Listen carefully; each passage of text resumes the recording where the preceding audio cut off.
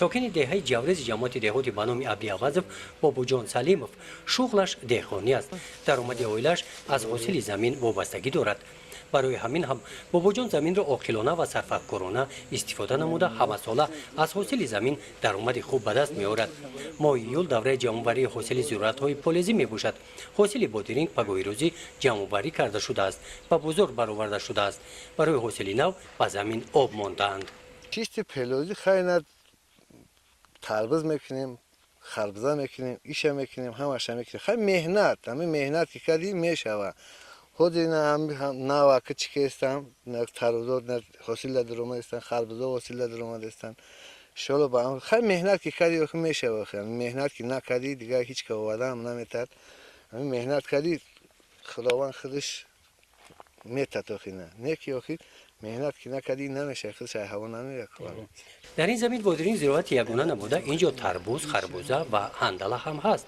در مساحت 2 گکتار بابوجان این گونه زراعت‌ها را کشت نموده است. یک زمین در 2 حاصل 3 حاصل هم میشه. اگر مثال سبزیجات کنی تری چی 3 حاصل هم میگیریم. خیلی نکمت تربوز کردم، باید تربوز را جواری کردم، اینا با کنجد پرستم همین پشت به فایده نیست. خیلی مثال ما جواری دان میگیریم، مثال کنجد میگیریم، اینا خیلی با تربوز خیلی میگیریم. خیلی زیاد چه میبریم بازار در میفروشیم. در این خواجگی دهقانی زمین ها عاقلانه استفاده برده شده. خواجگی داران 2 و 3 حاصل از این زمین میگیرند. حاصل اول زمین را گرفته برای کشت تکراری زمین را آماده می نمایند. 5 گکتار زمین دارم، چه استفادهش میبرم. خیلی پختش میکنم، پلوزیش میکنم، گندمش میکنم. اینا جای گندم با کشت تکراری میکنم. خیلیش باغ خیلی 50 سوتکش. یگان جا خالی نیست، همه جا استفاده بردگیه. خیلی کم مهنت، یکی مثل حاصل که ساز شود کوفت میبروید. حاصل که اگر بدیبتر باشه خیلی با کم کم لنجونی که میجیم بیا کم دنی. خواجگی دهقانی که سرداری آن را بابوجان به عهده دارد مساحت 5 گکتار را تشکیل داده به نام پدرش سلیم گدو گذاشته شده است. سلیم گدو بریگادیر نامداری دوره کلخازی در ساحه پختکاری شناخته شده بود. بابوجان کاری پدرش را ادامه داده است.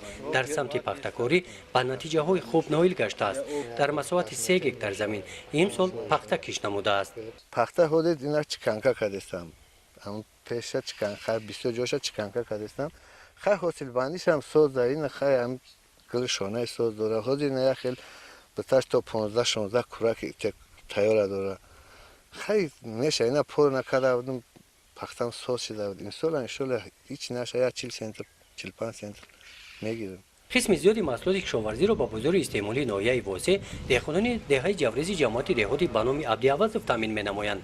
از روی گفت متخصصان ساحه کشاورزی ناحیه زمین این مغزه قم زمین بوده. خوبیش در آن است که زمین‌ها با آب فلزی تامین بوده از آب دریای پنج آبیاری کرده می‌شوند. زمین‌هایی که در اختیار خواجگی دهقانی به نام سالیما هستند در سرگاه آب قرار دارند. در این خواجگی امسال در مساحت 12 گکتار زمین کشت پنبه‌دانه گذرانیدند. پخته‌ی خواجگی ما 11 گکتار میباشد. از 11 گکتار ما 2 بار روزخه دادیم، 2 بار آب دادیم. پارینه از 30 سنتنری زیاد گرفتیم حاصل. امسال انشالله که امید داریم که از 30 زیادتر بگیریم. این خواجگی 17 گکتار زمین را استفاده می نماید. زراعت‌های پولیزی، سبزیجات و دیگر محصولات ها همه روزه از همین خواجگی به بازار برآورده می شوند. در این خواجگی از حاصل کشت کارتشت خواجگی داران درآمد خوب به دست آوردند. پامیدور و بویمجان در ماه ایون همه روزه به بازار برآورده می شوند. تربوز باشد در 10 روزه اول ماه ایول به سودا برآورده می شود. جمعخان ابراهیمов سردار خواجگی دهقانی به نام سالیما جوان هم باشد در کار دهقانی به نتیجه های خوب نائل گشته است. ما در خواجگی حسابی او یگان چیز پرابلم نداریم، فقط حسابی زرخی خیمیکات ها. برای که زرخی خیمیکات ها را قیمت به نرخ قیمت میخریم فایده نوکش کمتر است. از حسابی پس بودن صفت زرخیمیکات ها ما زلال کلان میبینیم. در این خواجگی از کشت تکراری وسیع استفاده می نمایند. بعد جمع‌آوری حاصل کارتشت و پیاز جواری مکه کشت تکراری می باشد. در مساحت 5 گکتار زمین باشد. امسال خواجگی داران شالی کشت نمودند. از زمین 2-3 حاصل میگیریم. چه؟ نه بادرینگ، بعد بادرینگ جگاری مکه با مثلا شالی میکنیم، سبزی میکنیم. نمی‌چیزونه. برای استفاده ثمرناک زمین‌ها بابوجان سلیموف در این گوشه زمین خوجگی دهخانی باغ بنیاد نموده است. این باغ از نهال‌های زردآلو عبارت هستند. زمین‌های بین قطاره‌های باغ را بیکار نموده جو کوریده بود.